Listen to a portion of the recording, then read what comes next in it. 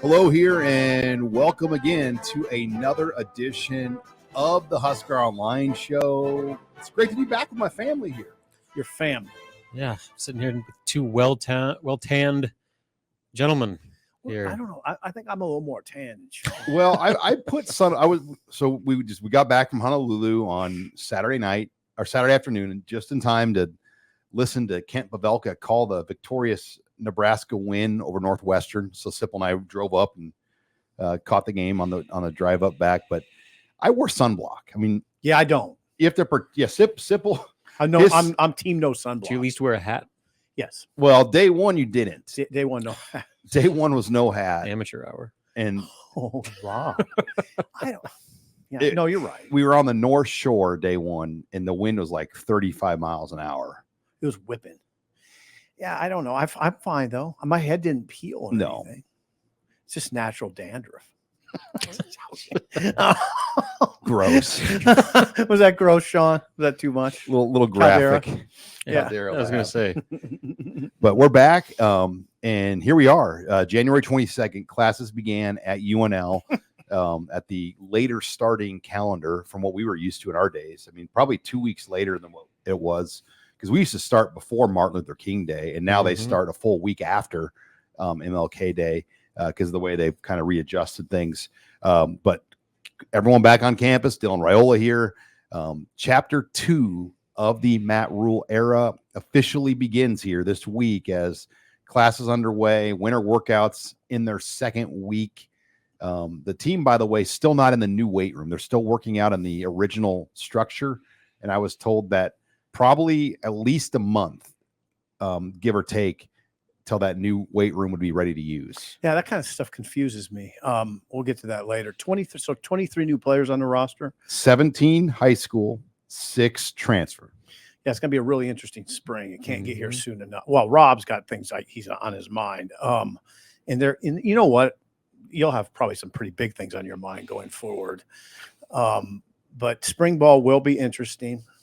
I don't know when exactly it would start. The spring game's April 27th, but it will be it kind of hit me while we were in Hawaii. Spring ball is going to be interesting. March 25th, probably the projected first week. Hello? March 25th. Oh, not till March 25th. Okay. That's well, because it's real easy. 15 practices over 5 weeks. You can take April 27th and back count 5 weeks from there. That would be the week of March 25th. Spring break is earlier this year. Okay. So it's before. So it's after spring break at UNL, and then they'll come back and have a full week, it appears, after spring break to kind of recondition and get going, and then they'll go. So it's a great calendar in that sense. So it would be uninterrupted. Is that what you're saying? Correct. Yeah. I like that better than just having like a week off in the middle of it. They've done that in years past. It just seems like it disrupts everything. Yep. It does. I'm 100% with you on that. Like a February 27th start to spring ball. Remember, there'd be a couple of those years where we'd be over, and I don't like that. Why is that? No. Too early. I don't like being over there during like boys state basketball, in early March. Like I like this later March. Like let the rest of the sports season around here breathe. Let Robin, Husker basketball, the women's team kind of finish out. Then spring ball takes over. That's good. I have no qualms with that. Good job. Yes, 23 new guys. That's the thing that's most interesting. I mean, we always think about the 6 transfers. We'll start delving into the freshmen that are coming in, but the 6 transfers that's enough to keep you interested because all of them could start, with the exception of the corner. Yeah, Bly Hill. Sean will shout me down on that one, but Bly Hill's We probably. had a great debate in Hawaii. Because somebody in our chat asked if Bly Hill would start, and I just said, I'm going to name 5 defensive backs and tell me which one of these guys Bly Hill starts. That was the day you didn't have your coffee, by the way. Oh, I was edgy. Yeah. Those are the best. Do not shows. suggest that Bly Hill. I was Chris Russo level edgy. So you don't think Bly Hill, but the other 5 guys are definite candidates. Yeah, I think there's 4 for sure that will start. Whoa. The 2 receivers, Naor and Banks. Okay. I think Mazuka. Yeah. And I think Thompson has a pretty good chance at linebacker. Okay. And then I would say it gets debatable with Dowdell. Yeah. And obviously Bly Hill. Yeah. I was hoping you wouldn't say Dowdell as much as I like him. I'm not handing him the starting job quite yet. No. Is there any advantage, speaking of the later spring start time, spring game, when it comes to the portal and that next round of potential departures? What is the date? Yeah, that's what I don't know. I don't know when the next portal opens, that window is. But I know that sometimes, like when it's earlier and you have that early spring game, then you basically have guys sitting around with a lot more time to explore other options and get people in their ear and potentially change some minds or get better offers or whatever it may be. So I'm wondering if the later start changes that. The portal, this is interesting, guys. The portal for the spring window is April 15th through April 30th. Oh, see, Rob's got a good point. So if it was like March 15th, you have a whole month to sit there before the portal even opens. So guys would basically have to decide to leave during spring ball. Yes. During it. Yes. While they're in it. Pretty much. Yeah. Yeah. But the thing is, they'll have the spring game will be on Saturday. They'll have Sunday, Monday, and Tuesday to meet with the players. And that's plenty of time. Yeah. To get in the portal. And Matt Rhule does still have autonomy to, guys that he didn't sign and recruit. They can give them the option to retire, stay in Nebraska, or go in the portal. Okay. So that's something to watch because we know the number, and not everybody on this roster can just go on NIL scholarship. Very few are eligible to do that. Mm-hmm. Like you have to be a transfer guy coming in, or an incoming high school player like Xander Rujolari or Camden Cook. Guys like that can come in as a walk-on and then maybe get NIL deals. But you can't take like guys that were full scholarship guys and move them over to NIL. So the number situation thing will be something, but we'll never know either. Like that's the thing. Like, what do you mean? They're not going to just give up the books, right? Like it's like if you run a business, you're not going to say, "Hey, I want to." I mean, unless you have legit. I'm like, I want to look at all the receipts of your books and how you run your business. That's not usually something you just get access to. Also, we'll be watching a new quarterbacks coach who's also co-offensive coordinator, Glenn Thomas, which is that'll be a big part of spring. How much influence will he have on the offense? You would think a lot. And then, who's the play caller, you think? Well, that's the question, right? Rhule? I'd have to look in. I should have looked more into Thomas's background in that regard. I don't know what his background, how many games he's called, how many seasons he's called plays. Satterfield's done it. Will they define a play caller, or will they go the route of it's a collaborative effort? Right. Well, often is. That's where these conversations always get awkward because we always want this definitive answer to who's calling the plays. And oftentimes there's no definitive answer. The coaches just look at you and their eyes glaze over. Like, really, are we going to do this? I don't know. It's collaborative. It often is collaborative. We always did that. Yeah. We always did that with Pelini, right? Pelini and Papuchis, Carl Pelini, who was calling the plays. And they'd always be like, I don't know. It kind of depends, Bo called the plays, but DP and Carl did the install during the week of what Bo wanted. And then Bo took over on the game. But Papuchis, it wasn't like Bo called every play.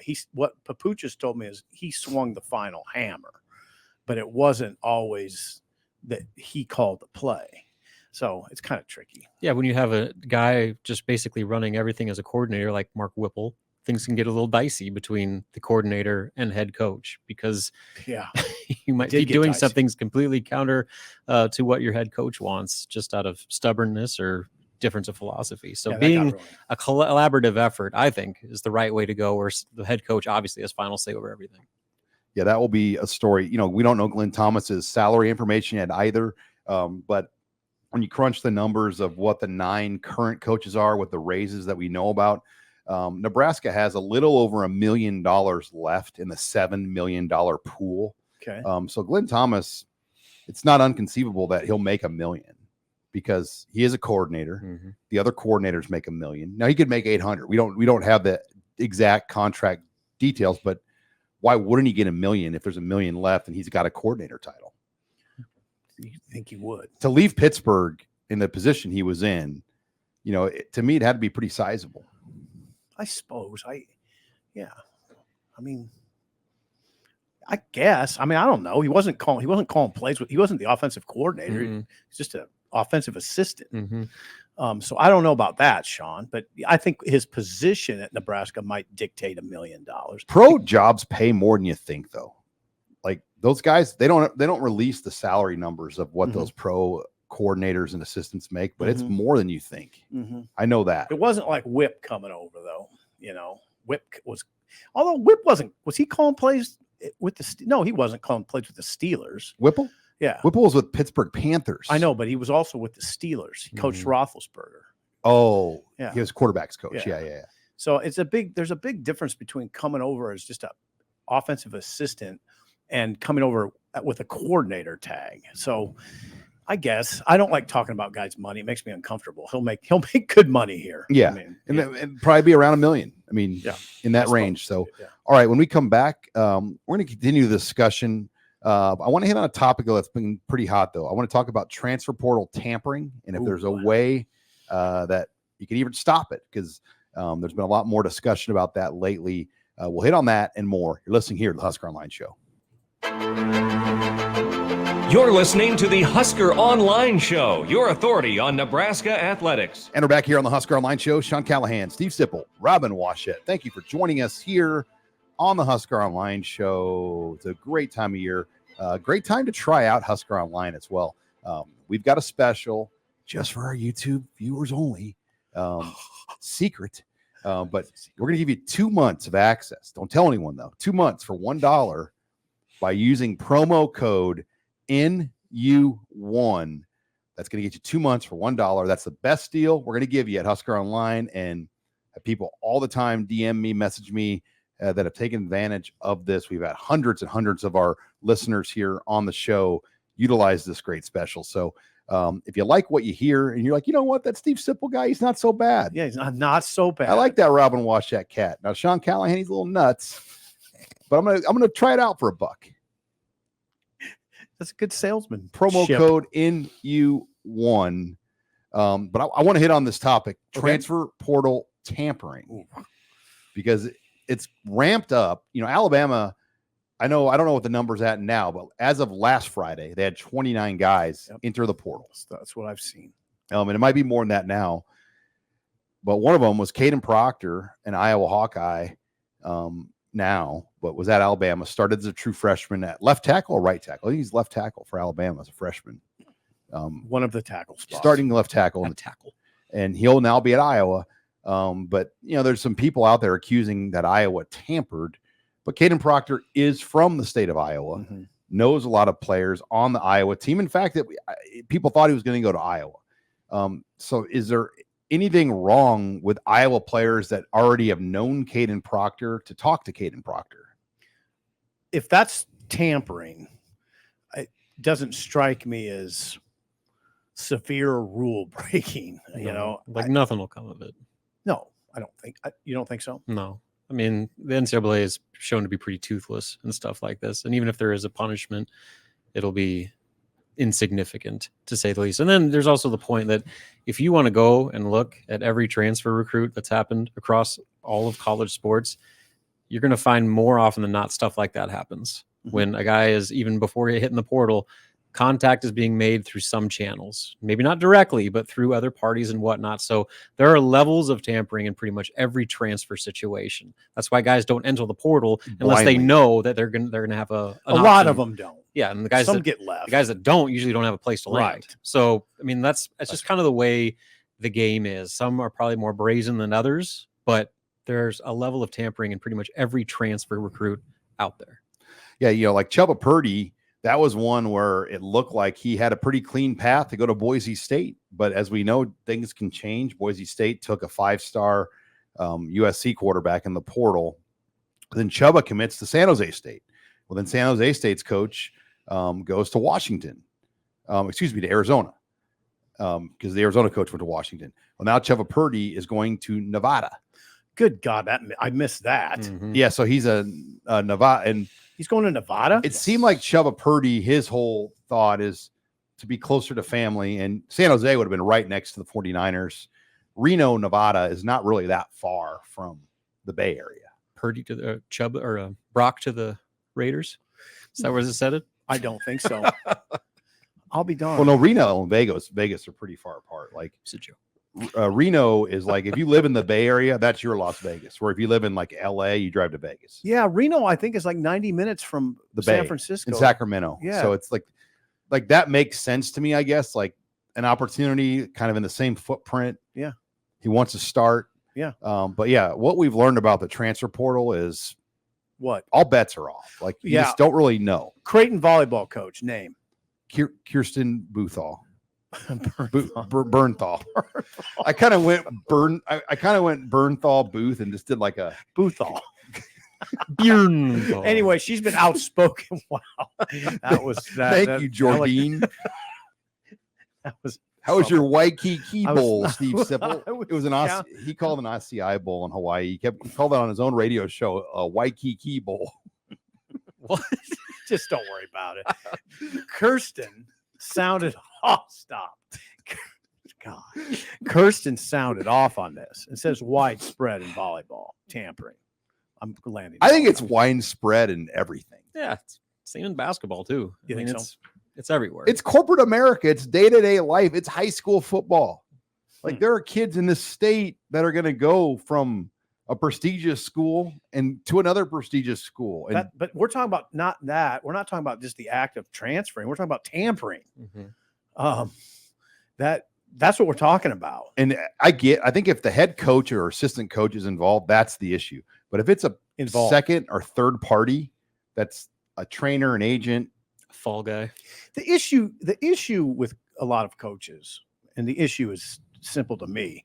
It's doing it. If there's a North Dakota State punter that Nebraska has its eye on, putting out a feeler during the season. Would he be interested? Yeah.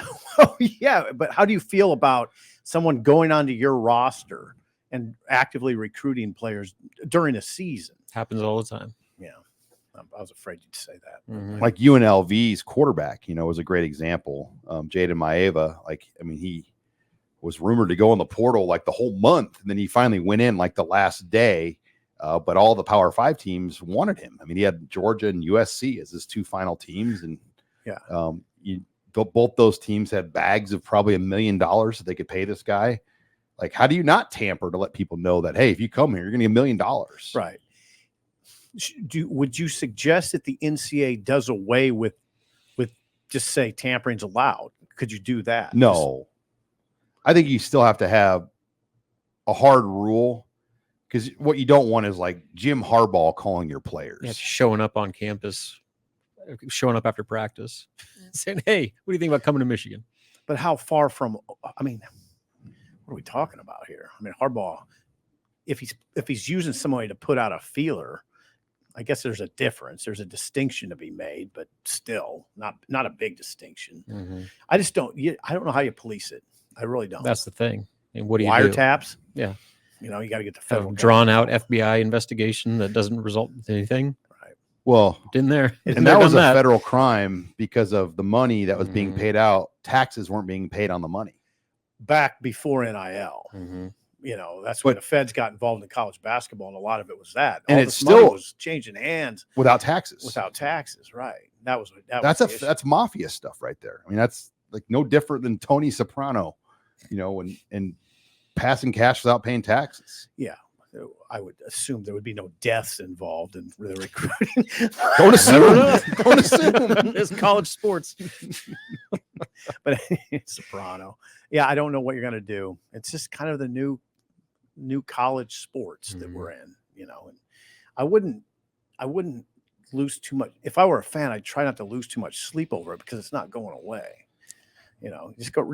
Just ride with it. I mean, there's a thought that collectives could be gone soon, but I don't see that. I don't know how that's going to happen with all the state laws and other things in place. Like how can you prevent an athlete to earn?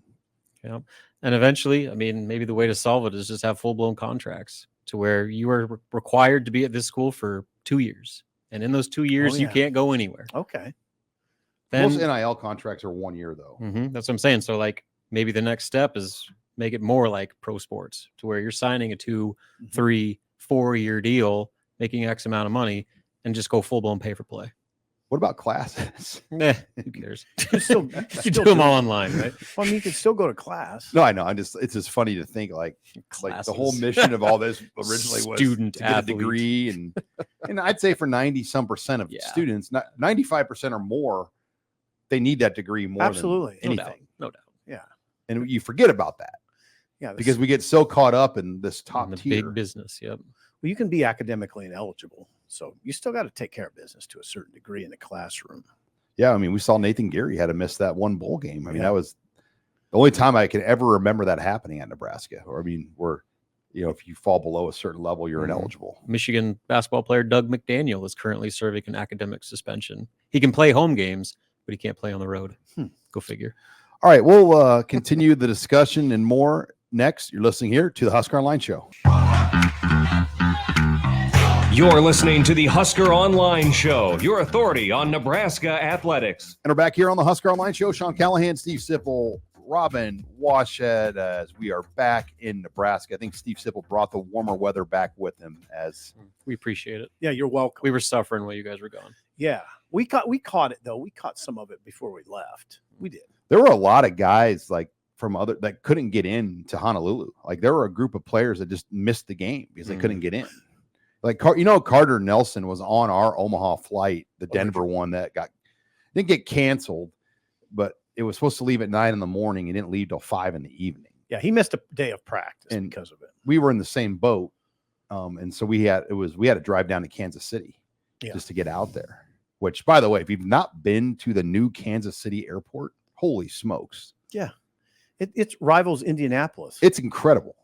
Like. That was random. And I know Lincoln's new airport, phenomenal what they've done to that. And then Omaha is going to go through a remodel here soon. They've just announced that. But kudos to Lincoln, by the way. The Lincoln airport is unreal, like what they've done to that. Yeah. And hopefully we can just get another airline carrier in there because I'm a huge proponent of the Lincoln airport and we love flying out of there. Yes. So make it happen, Sean.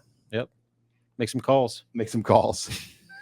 Well, my rest in peace, Redway here.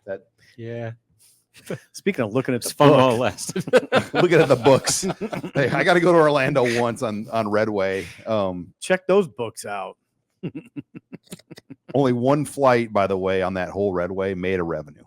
Oh God! Like every other flight lost money, and hence its demise. It's very quick demise. I mean, within how 3 many months? 3 months. 3 months, 3 million, baby. Redway. Bam. No, we had At least it helped with recruiting a little bit, right? A little bit. No, it didn't help at all. Actually. Like, I mean, it didn't play a factor at all. Is that right? God bless you, Sean. Never mind then. Well, because did not help at all. Well, the times of the flight, I mean, they're date specific, Right. like it was this time and that was it. There was no other plan B. Mm. So it's hard for recruiting when it's got to be specific, but anyway, back to Hawaii. Yeah. Carter Nelson just missed one practice. And then he was impressive the rest of the week. I just can't believe. I mean, I thought about it more this morning that he won't be a significant contributor in 2024. There, I said it. I just think he's going to. I don't know what would hold him back, except he talked about, Sean, you can help me with this. When you interviewed him, he talked about he's got to work on some things on the third levels. He's just talking deep passes, basically. Well, he's the number of players, so he's only used to playing with 8, and you add 11, it adds another layer of defense that he's not used to. Okay, in an 8-man game, you don't really have a true third level. Mm-hmm. That's why I thought it was significant that he caught that 33-yard pass upfield. Well, the RPO play, the run pass option that set up the final touchdown for his team, Mackay, that was impressive. Where Dylan Raiola ran an RPO and then threw him a pass on the run behind the line of scrimmage. Yep. Carter Nelson is super athletic. I mean, high end. I thought he was one of the better players on Team Mackay, that Dylan's team. He's not a little athletic. The Nebraska website lists him at 6'5", 225. I didn't know he was that big. He told me he was 220 in Honolulu, and they want him between 230 and 240 at Nebraska, which he'll have no problem getting to that weight. No, he is really. I think when you watch him daily in practice, he catches a ball so fluidly and gets upfield so fluidly. And he's fast. I mean, he's for a big man. He's fast for a little man. I mean, he's fast. So that was the picture that made the biggest impression on me. I knew Dylan was good. I knew he was. I didn't know Carter Nelson was like that. I didn't know what to expect. And then the thing you wondered about Carter was how he would adjust to all that talent around him. And I am telling you, there was talent. Rob, I mean, there's 13 5-star guys there. The hitting, like, it didn't show in the game because the game's sloppy, but they hit, and the level of hitting and speed, and you wondered, how will Carter Nelson handle it? Hell, it didn't look like an issue at all to me. That first pass he caught underneath, like people on the sideline, like the Polynesian community guys around, the ex-player guys that were down there, they're like, wow. Like everybody was like, this guy can play. And that show up in practices too. Oh yeah. I mean, because everybody else saw was just the game. You guys were there for the actual practice. No, yeah, the practices. He stands out because he's so big and athletic. He didn't catch a lot of passes, and a lot of them were shorter routes. But like I said, when he caught a pass in practice and got upfield, it made an impression on you. Like, ooh. If I was just a guy watching, I'd be like, "Who's number 6?" Yeah. So the look of it, he looked like he was holding his own. He belonged. More than holding his own, yeah. Well, and he had a presence. Like every day they did these body armor competition drills at the end. Like one day they played dodgeball. I mean, one day there was a quarterback challenge. Well, the first day we were there at the North Shore at Kahuku High School, they did a tug of war, and he stepped up and like wanted to win. Yeah, he's not a wallflower. Like, and they won the tug of war, and like he celebrated as much as any guy. And then the final day, they did a celebration dance competition, and the first guy's going touchdown dance. Yeah, the first guy's going like didn't really have very good celebration. And Carter looked at me. He's like, "What are they doing?" And it's like, "Yeah, you got to get this cleaned up, Carter." And so he goes out there and he did a backflip. Yeah, he's 6'5", 225, just whips off a backflip. I mean, that's the kind of guy he is. The other thing is he's a tenacious blocker, and he tries to be. He's very proud of it. He folded a defensive end, and came running over and said, "Did you see that?" No, I didn't. But he did. He's very, very. I think he hears the talk. They can't. Is he going to be able to block? And he wants to prove himself. I noticed on running plays during practice, he was very intent on the blocking element. I mean, he took it very seriously, even when they were practicing in no pads. Well, where he lives, there's a lot of critics, I think. When you're that big of a name and a target, there's always going to be jealous people, naysayers, people that question you. Yeah, I think he hears a little bit of that. And, I have family up in that part of the state. And, I was amazed, and I'm just like, do you understand, what God-given gifts are? Like, he's got them. He's got them. Like, that's what – you can do all the drills and training you want, but there are certain things that God gives you that make you what he is. I think they've made what I think is their best tight end right now. I mean, I think he'll walk in as the best tight end. Well, and it looks like it to me. They want to make him like an oversized, split out guy, though. That's the thing. I don't know if he'll be a traditional tight end. He never had his hand in the dirt in Hawaii. Never once. All the practice time we saw, I never saw him put his hand in the dirt. He was always like in a Kelsey mode, the Chiefs guy. Preston Taumua, too. I will say I was impressed with him, too. Taumua is a no-nonsense tank. Yeah, he's skilled, too. But, 6'3.5", 328. And he's all business. And he handled number 65 pretty well. Number 65 on the opposing team was a bear. I mean, he's a bear going to Oklahoma.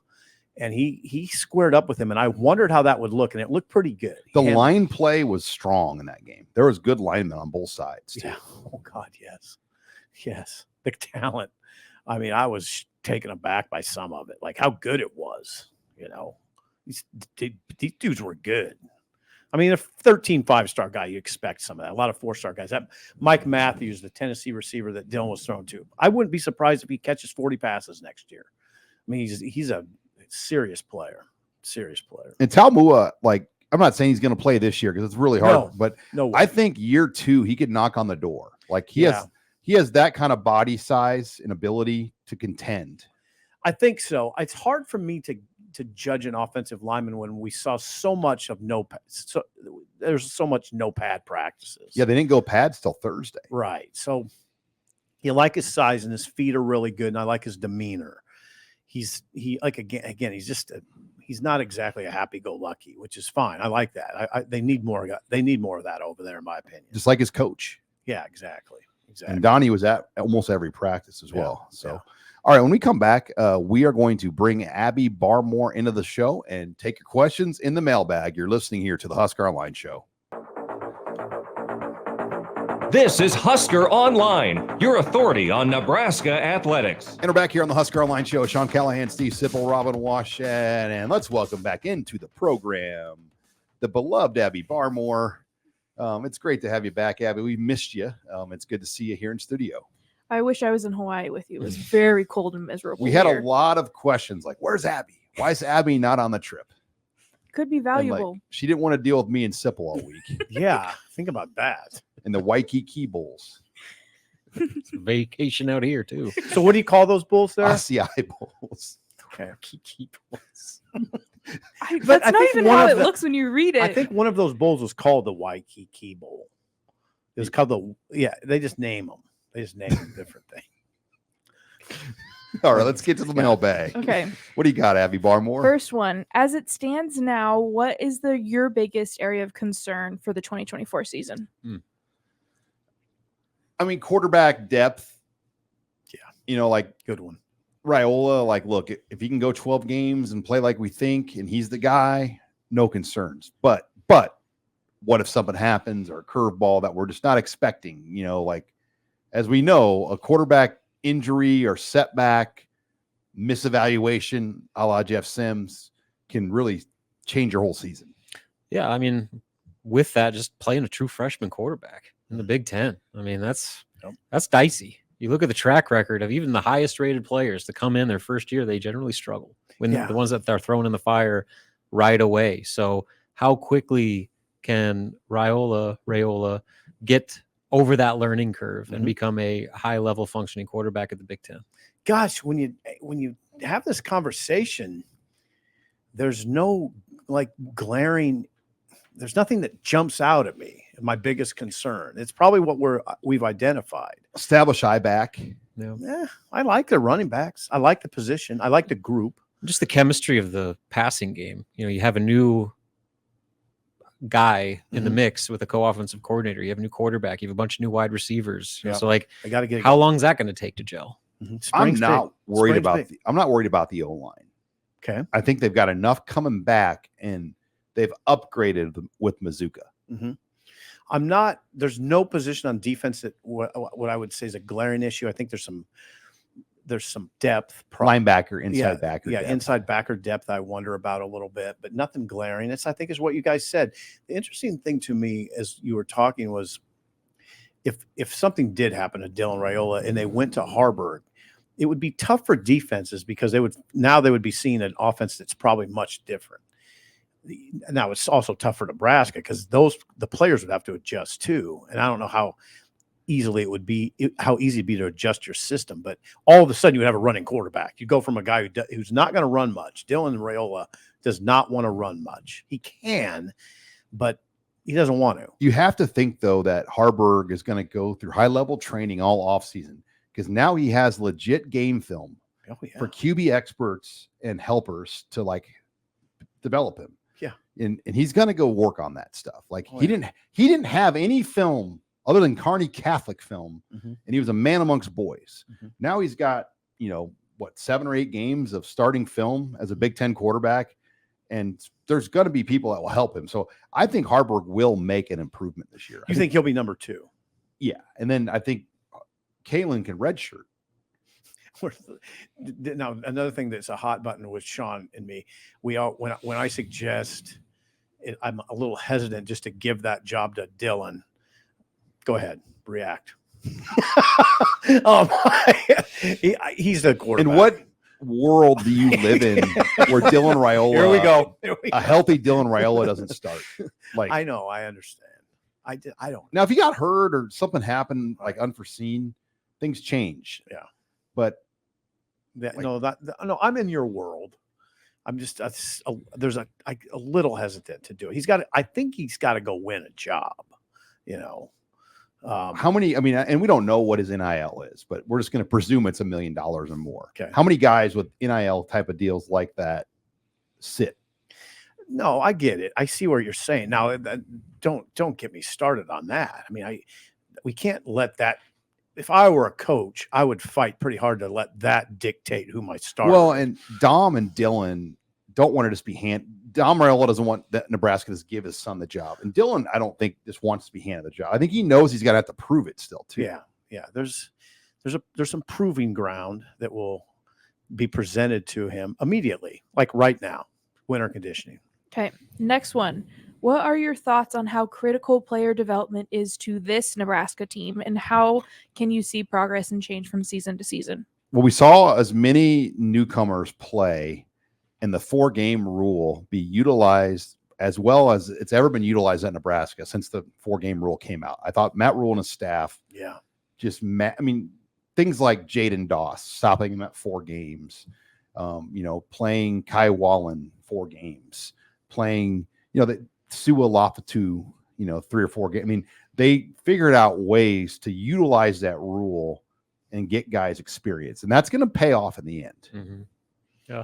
I mean, development is as critical as anything. I'd put it right up there with recruiting. Yes. I mean, look at what the Iowas and Wisconsins of this conference do. They don't recruit at the highest level, but they develop at an elite level, and they produce NFL talent out of 3-star level recruits. So that shows you what development means. And that's been something that has been lacking at Nebraska, at least prior to Matt Rhule, for a long, long time, far too long. And so you look at what they did this 1 year here, for Mekhi Bayer, James Williams, Javin Wright. Right.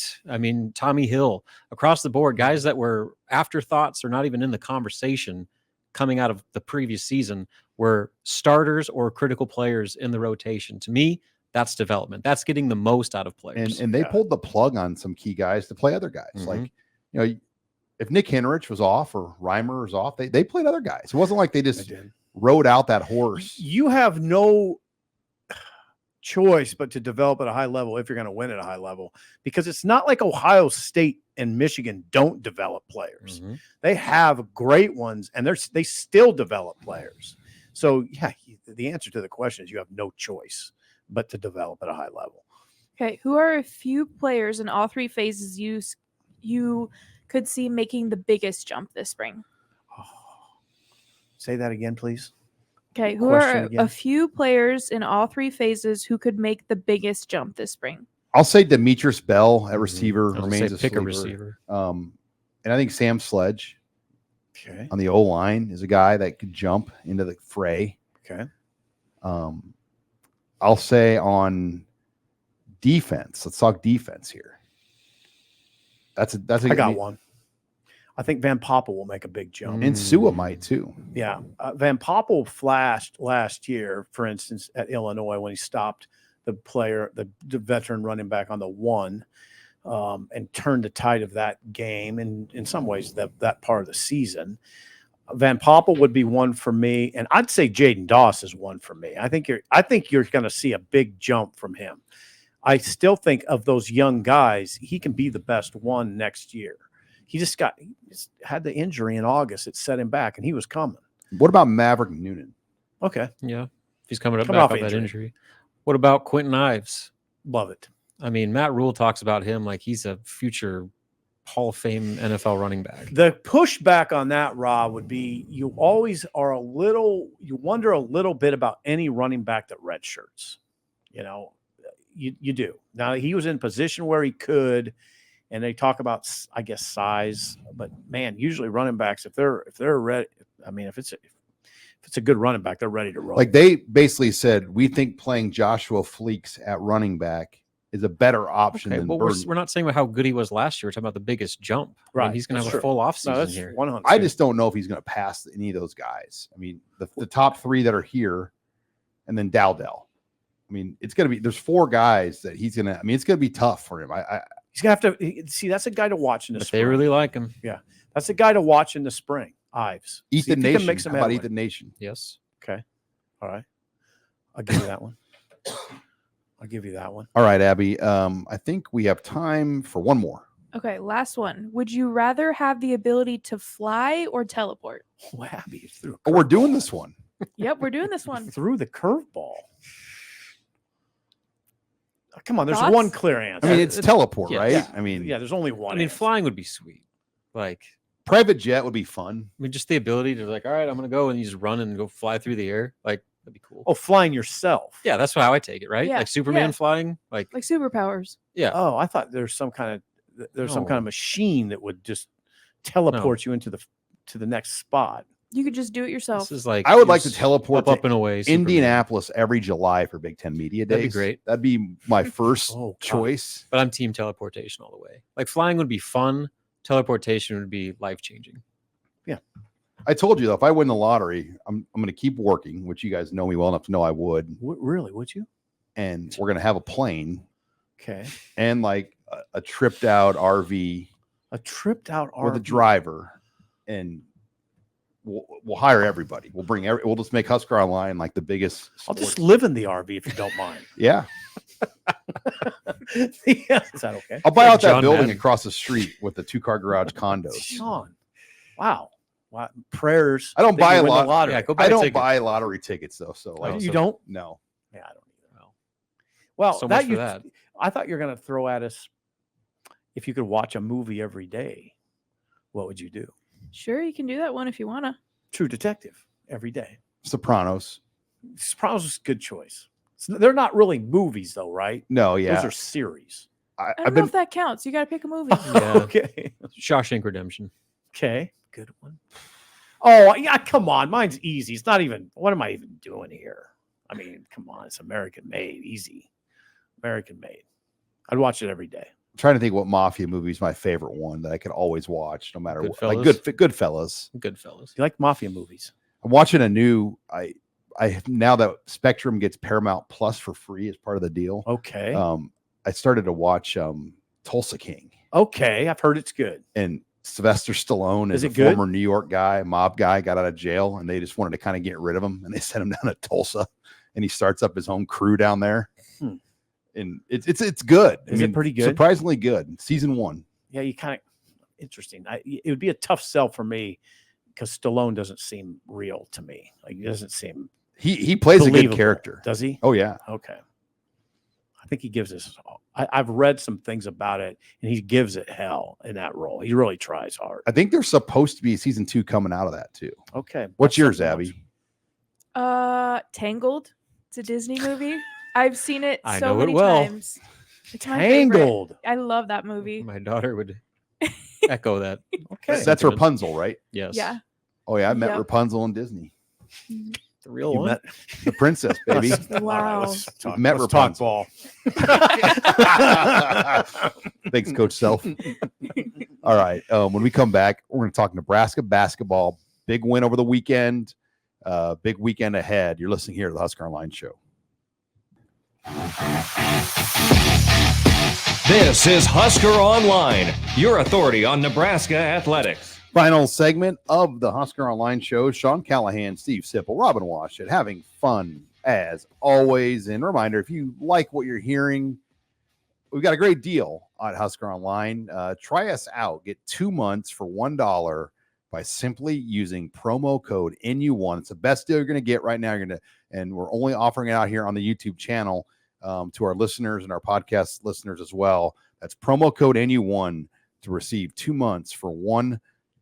Okay, let's get into the basketball discussion, Robin, because Nebraska still finds themselves in net ranking purgatory where they're there, but they're not quite there. And they've got obviously a big stretch of games remaining. This is a team that has yet to win a Big Ten road game. And I think we all can agree that if they're going to make it to March, they're going to have to win a game or two on the road. And they've got a great opportunity on Saturday. Is it Saturday out at Maryland? Yep. Saturday, Maryland, early tip. 11 a.m. Yes. Yes. So, I mean, it's another one. They've had other opportunities, though. I mean, Iowa, there was like 500 people in the stands. That's about as good of a road environment as you're going to get in the Big Ten. And then obviously the Minnesota game, they blew it. And then Rutgers, they should have won that game. So, I mean, they've had opportunities to pull off these road wins, but have found one reason or another to let it slip through their feelings or their fingers. So that's what the season's going to be all about right now is, we're recording this before the Ohio State game on Tuesday night, but those are the types of games and going on through where you have to defend your home court. Like that goes without saying, because right now, if you look at where Nebraska is in the metrics, they're not getting overly punished for these road losses. But if you lose some of these games at home, that's where I think you're really going to start to get dinged. So they have to protect home court. And Sean, like you said, they got to be able to find a way to steal a couple on the road. And if they do that, they're in firm position to make the tournament right now. But a lot can change now over the next month and a half of the season. Maryland's a tricky game. They are. It's a bit tricky because their record's not great. They're not having a great season, but they're not bad. And they're athletic. They have Reese inside, Julian Reese. Yeah, who can be a lot of trouble. Jameer Young. They have some conference guard. Yeah, and they have some Dante Scott. Dante Scott has been there since since Red Auerbach was coaching in Boston Celtics. But they're good. They're all right. And that 11 a.m. tip is tricky too. And I get what you're saying about Iowa, but those games. It'll be a game in Maryland where there's not many people there either. Those can be tricky. I hear what you're saying that's an easy situation. It can be, except you have to generate your own energy. And they haven't been good about that. Right. So so Fred, I bet will emphasize like that. their road games, Robin. Illinois is going to be extremely hard to win at. Yes. Northwestern, they'll be a dog. That'll be a hard game to win. I mean, they've been at Boo Booey. Sipple and I were listening, and we were just shocked how many shots he missed against Nebraska. Like you can't expect that to happen 2 times, can you? Well, especially at home. It's just like everywhere. Like Nebraska is not the only team by any stretch in the Big Ten that struggles on the road. Like it's kind of a conference-wide issue right now. And so that's why they carry so much value, because they're so hard to get. And that's what makes it so frustrating for Nebraska, is they've had 3 opportunities to win on the road and they've blown them all. Yeah, blown them all. Iowa. In all of those games, they were winning in the second half. Minnesota, Iowa, Rutgers. If they take 2 of those 3, they're in the dance right now. No doubt. No doubt. So that being said, there's opportunities. So you look after Maryland, they're going to play 3 straight. I guess we'll see what happens with Northwestern, but potentially 3 straight quad 1 games. And so you have Wisconsin at home. And if you look at the Ken Palm projections right now, Nebraska's only a 2-point dog in that game. Then you got Illinois on the road. That's going to be probably the most difficult game left on the schedule. And then Northwestern, you got a chance to go, and that's an evenly matched game. You already beat them once. You've shown you can do it. So opportunity is still plenty for Nebraska to continue to build its resume. But again, it all starts on defending home court and then finding a way to finish the job on the road. Right now, though, I think they're in a pretty good position. They're anywhere from an 8 to a 10 seed in pretty much every bracketology projection right now. They're in most projections, Sean. Now, the ACC is down this year for bids, right, Rob? Yes. The Big 12 and the Big East are going to be up in bids.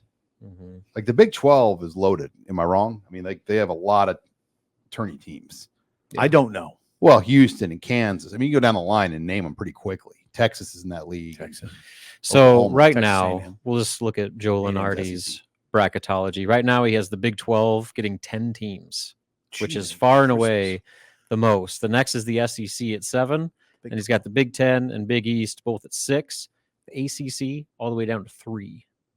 Wow. So that's kind of where your bids are looking right now. What's the Big East? 6. They're right there with the Big 10 at 6. Yeah, I'm sorry about the A&M. I put them. I still have them in the Big 12. They have moved. If you come on, heard. Sipple. Yeah, if you haven't heard, they have moved. Breaking. They left it like 2012. Yeah. So I mean, have them in the Big Nebraska's for this point in the schedule, they are where you would want to be. They control their destiny right now, and as long as they do win the games they're supposed to win and find a way to steal 1 or 2 more, they're going to make the tournament. Should be okay. How about the Mountain West, like overtaking the Pac-12 essentially? Yeah. Wow. For the West, it's a good basketball conference. I mean, yeah, you saw. I mean, Colorado State destroyed Creighton. Yeah, they did. UNLV beat Creighton. Yeah. Wow. Good point, Sean. And UNLV is not a tournament team. Sean was some surprising basketball knowledge today. Identifying the Big 12 as a team with a bunch of 10 10 teams right now that could be in the tournament. Well, is it a 16 team league right now today? I don't know. Let's not reveal our stupidity too much. Yeah, I lose track. I had A&M in the Big 12, so I think it Oh, is. I disqualified It's myself. 14. It's 14. Okay. But 14. then they're going to lose 2 and then add those 4 more. So then there'll be a 16. Yeah. At any Right. rate, that's a Right. big number, 10. I don't care how many teams are in the Well, conference. look at Houston and Kansas. And Yeah, I mean, so that's where the Big Ten used to be, like a couple years ago, when they were getting 10, maybe even 11 teams projected in. And so, maybe that bites Nebraska when all said and done, but a 6-bid league, I'll bet you that bumps up to 7 when all said and done. I mean, I'm still of the mind this is not a great year in college basketball. If Purdue's number 2 was number 1, Kansas is down. I don't know. I don't know what they're rated, but they're not.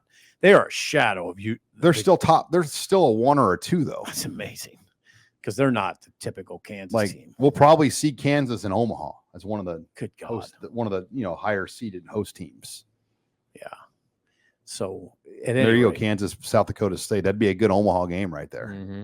So I don't know if Yes, you've it seen would. some of these brackets. One of them has Nebraska playing Iowa State in an Okay. 8-9 game. Okay. Fred Hoiberg Classic. Okay, that'd be good. In Omaha, Yeah, and the other one is forget who they're playing in the first round, but they'd be playing in the Charlotte region, Okay. Seton Hall. Seton Hall, where North Carolina is the host team. Okay. So playing North Carolina in Charlotte.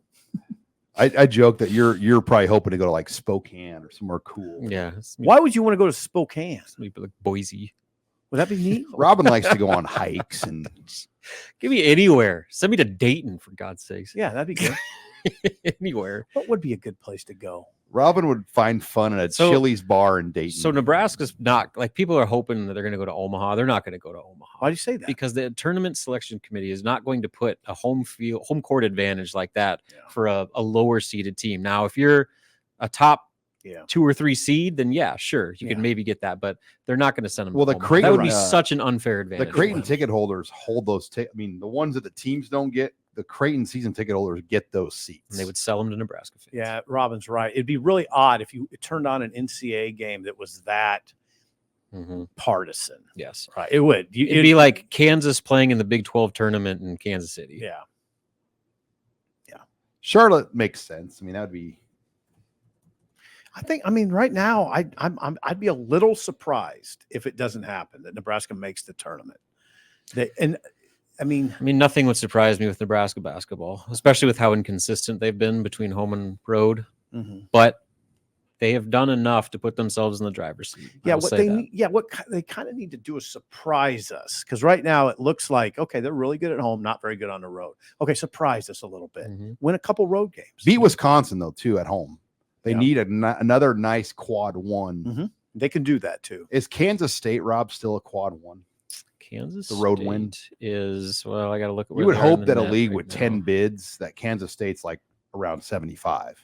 They are 71. Yes, that's a quad 1 win. So that's kind of big. Like Kansas State needs to stay around there Yes, too. they do. They need to keep winning. 12 basketball. That's Nebraska's second most impressive win on the season. First. Well, it's their only true road win. If you lose And then these it's a quad quad 1 one. games, do you drop much? Or Not do you u- kind of not stay usually. in the same spot. That's the bad losses. And so that's what's killed Nebraska so many times over the years is they've lost those bye games. Well, they won all those and did so relatively convincingly. So that helped. And then, they got the Kansas State game. They got the Purdue game. Michigan State is turning out to be a really big win. That's a quad 1 as well. Northwestern's a good win. Yeah, Northwestern, they're teetering in that quad 1 conversation. So, they're right now at 78 in the net as of Tuesday. And, Indiana's a good win. And so for that to be a quad 1, they need to be top 30. But right now it's a solid quad 2. Maryland.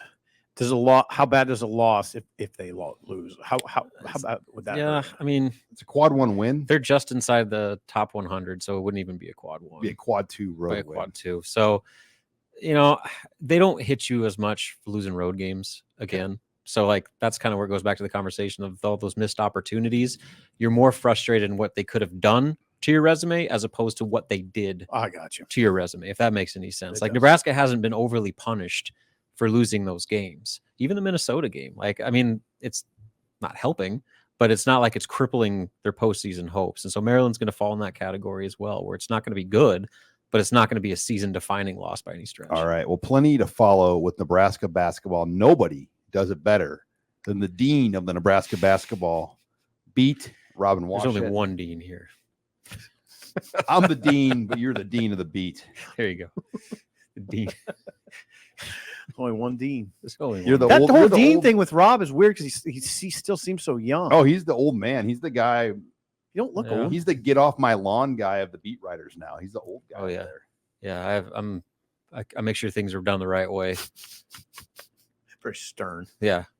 Yeah, I'm always You cautious. talk around about that. how it was in the 90s and the 2000s. Oh, you kids ain't seen nothing. I was here in the 2000s. What were you, 6? All right, let's wrap this one Well, up. thank you for joining us. Make sure you go to HuskerOnline.com. Lots of great coverage throughout the weekend, and try the promo deal. 2 months for $1. Promo code NU1 for Abby Barmore, Steve Sipple, Robin Washett. I'm Sean Callahan, signing off here for another edition of Husker Online Radio.